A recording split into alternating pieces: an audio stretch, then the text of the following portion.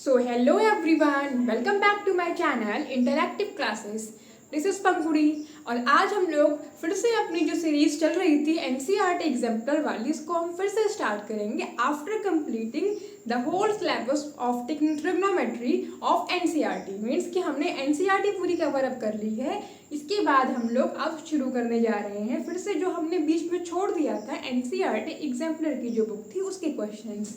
तो हम लोगों ने एक्सरसाइज 8.2 में क्वेश्चन नंबर 7 तक कर लिया था, उसकी प्लेलिस्ट बनी हुई है। तो आप क्वेश्चन नंबर 8 पढ़ने के पहले आप बाकी सारे क्वेश्चंस को प्लीज पहले पढ़ लीजिए, देन आप उसको देखिए।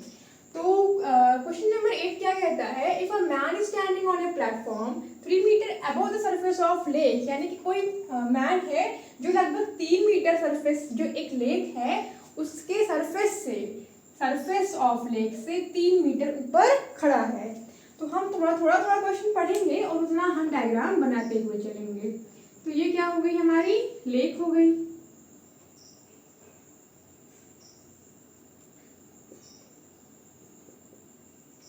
और जो मैन है वो कहाँ पे खड़ा है, एक प्लेटफॉर्म पे जो कहाँ है 3 metre above the surface of lake, यानी कि यहां से अगर हम ये बना लें हाइट इसकी 3 मीटर, तो यहाँ पे कोई मैन खड़ा हुआ होगा। ऑब्जर्व्स अ क्लाउड, अब वो किसी क्लाउड को देखता है and it's reflection in the lake, वो क्लाउड को देखता है और साथ में उसके रिफ्लेक्शन को भी देखता है एक लेक के अंदर। ठीक है, तो ये हमने लिखा। Then the angle of elevation of the cloud is equal to angle of depression of its reflection। तो हमसे पूछ रहा है कि जो क्लाउड का एलिवेशन होगा वो एंगल और जो क्लाउड का जो रिफ्लेक्शन का जो डिप्रेशन वाला एंगल होगा वो दोनों इक्वल है या नहीं। अगर इक्वल है तो ट्रू बताना है, अदरवाइज फॉल्स बताना है। तो जो इसमें वर्ड आया एलिवेशन और एक वर्ड आया डिप्रेशन। तो एलिवेशन का मतलब हम ऊपर देखते हैं, तो क्लाउड तो जाहिर सी बात है ऊपर होगा, तब तो हम ऊपर ही तो देख रहे होंगे। तो मान लिया कि यहाँ पे क्या है, कोई क्लाउड है और यहाँ पर कोई मैन खड़ा हुआ है। तो इसने क्या किया, ये जो है ये देखता है इस क्लाउड को और फिर इसके रिफ्लेक्शन को देखता है। तो मान लिया कि इसका रिफ्लेक्शन यहाँ कहीं बन रहा होगा क्लाउड का। ठीक है, अब ऊपर देखेगा तो एंगल ऑफ एलिवेशन, अगर नीचे देखता है तो एंगल ऑफ डिप्रेशन। तो एंगल ऑफ एलिवेशन का मतलब ऊपर देख रहा है, तो हम मान लेते हैं कि वो किसी θ1 एंगल से ऊपर देख रहा है। तो यहाँ पे मान लीजिए उसकी आई होगी, तो हमको ऊपर देखने के लिए हम θ1 एंगल से देख रहे हैं, तो उसके लिए हमें एक बेस तो चाहिए होगा यहाँ पे। तो ये हमने θ1 एंगल बना लिया। देन इसका रिफ्लेक्शन इन द लेक, तो रिफ्लेक्शन कहाँ पे आएगा, ए यहाँ पहुंचेगा ये, तो वो कितना होगा, θ2 होगा। और जो रिफ्लेक्शन है वो लेक में हो रहा है, यानी कि वो नीचे देख रहा होगा, तो नीचे के लिए जो वर्ड आया वो डिप्रेशन आया। तो हमें बताना है कि ये θ1 और θ2 इक्वल है या नहीं है। तो हम देखते हैं कि यहाँ पर अगर इसमें पहले हम इसको नाम देते हैं ए, यहाँ पे नाम दे दिया बी, यहाँ पे नाम दे दिया हमने सी, यहाँ पे डी और यहाँ पर हमने ई नाम दे दिया। ओके, तो यहाँ पे हम अगर देखें तो ये हमारा h हो गया, हमने इसकी हाइट को मान लिया कि ये h है, और ये अगर 3 होगा तो यहाँ पर भी कितना होगा, 3 होगा। कहाँ से कहाँ तक, ये यहाँ तक ये 3 होगा, इस पॉइंट तक ये क्या हो गया, 3 हो गया हमारे पास। रिफ्लेक्शन प्रॉपर्टी जितना यहाँ तक होगा इसको मान देते हैं h, तो ये भी हमारा क्या होगा, h+3 होगा। रिफ्लेक्शन की प्रॉपर्टी से हम जितना हमारा इधर लेक के ऊपर डिस्टेंस होगी उतनी इसकी रिफ्लेक्शन की भी होगी। तो ये पूरा h+3 है, तो ये भी क्या होगा, h+3 हो जाएगा। अब हम क्या करते हैं कि इस ट्रायंगल में tan थीटा लगाते हैं, क्योंकि हमारे पास परपेंडिकुलर है और ये बेस है।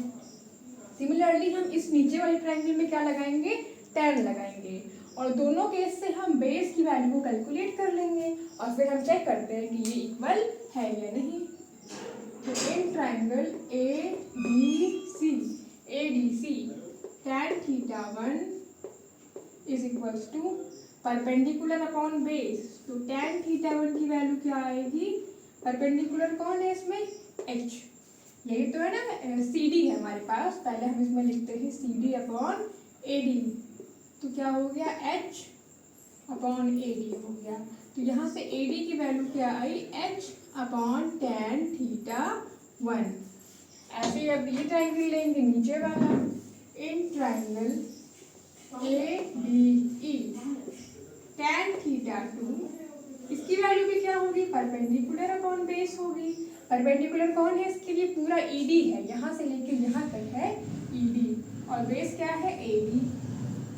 तो tan theta 2 is equals to ED कितना हमारे पास है, H plus three upon AD. तो एडी की वैल्यू क्या हो गई, H plus 6 upon tan theta 2। इसको मान लेते हैं इक्वेशन नंबर फर्स्ट और इसको मान लेते हैं इक्वेशन नंबर सेकेंड। और इसके पहले यहाँ पर हम लिख लेते हैं कि A D A F is equals to F ई।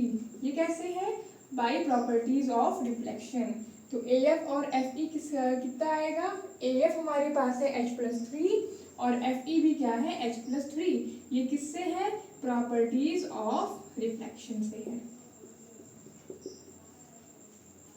आप देखते हैं ये भी ए डी की वैल्यू और ये भी ए डी की वैल्यू, तो जब दोनों का लेफ्ट साइड बराबर, दोनों का राइट हैंड साइड भी हम इक्वल कर देंगे।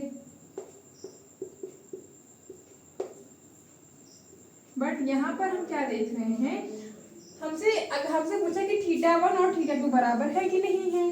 तो ये कब बराबर होता, जब tan थीटा 1 और tan थीटा 2 बराबर होते। और ये बराबर कब होते, जब इनका ऊपर का नंबर बराबर होता। तो यहाँ पे हम देख रहे हैं h और यहाँ पे h प्लस 6, तो यानी कि h जो है वो h प्लस 6 के बराबर नहीं है। इसका मतलब जो tan थीटा 1 होगा वो tan थीटा 2 के बराबर नहीं होगा। और यहाँ से हम क्या कह सकते हैं, थीटा 1 भी जो होगा वो थीटा 2 के बराबर नहीं होगा। इसलिए जो ये है, ये क्वेश्चन क्या हो गया, फॉल्स आ गया हमारा। So this was the 8th question of NCERT exemplar exercise 8.2. So I hope आपको आज की क्लास समझ में आई होगी। Thank you for watching. Let's meet in the next video.